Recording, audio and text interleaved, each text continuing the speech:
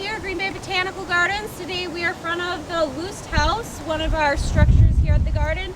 And you can see we ripped out all of our beautiful annuals this morning and we're planting some bulbs. These are tulip bulbs right here. So now's the time of the year at home that you might want to be considering planting your bulbs at home too. So I'm going to show you how we do it here at the garden. So you can see we have a lot of bulbs here. I think there's about 1,200 bulbs in front of this bed, laid in nice little soldier rows.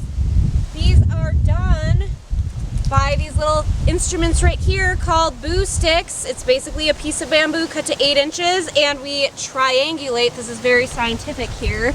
This is how we get our spacing for our bulbs, is we just use this little bamboo stick, 8 inches center on center, and then that way we have even uniform coverage in all of our formal display beds. We know how many bulbs to order because we kind of calculate the square footage. So you don't have to do that at home unless you really want to. You can kind of scatter them in your beds or even use a shovel to plant them in a bouquet, as we call it. So that's kind of how you can lay them out. As far as planting goes, we like to use these instruments right here called soil knives. They work really well to kind of get a nice deep hole and plant your bulbs. So typically a bulb, these are tulips again, they have a pointy side. This is where the flower bud is going to come out of in spring, and then this flat side here is where the roots are going to come out, and they actually set their roots in fall. So when you plant these, you typically want to plant them pointy side up, but gravity knows which direction they need to go in. So if you plant them upside down or sideways, they'll still grow up and through the soil.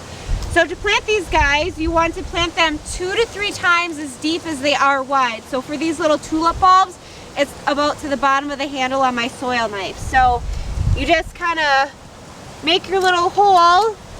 Like I said, these soil knives work really, really good to get a nice deep hole. And then you take your bulb, push it down pointy side up and cover it up. And that's basically how you plant a bulb. So it goes pretty fast if you have a good team helping you. We got Alyssa and Ryan helping today.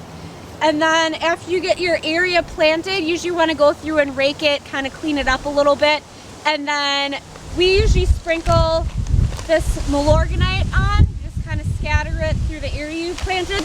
That's a slow release fertilizer, and it also helps deter the critters, mostly chipmunks, from digging up your bulbs in fall. If you have a lot of them, it can be a really great way to prevent them from digging up all your hard work that you planted.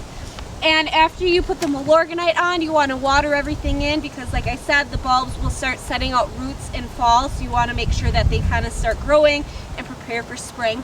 And then after that, if you choose to, you can spray liquid fence. We usually do it here about once a week, and that helps deter the chipmunks from digging. And then in the spring, we spray it as well when the bulbs start coming up to help prevent the deer and rabbits and other animals from chewing on the foliage. So that's a little bit of how we plant our bulbs here at Green Bay Botanical Garden. I think this year we had over 30,000 to plant. We are, I think, just over 11,000 left to do, so we're hoping to finish up by the end of this week, early next week.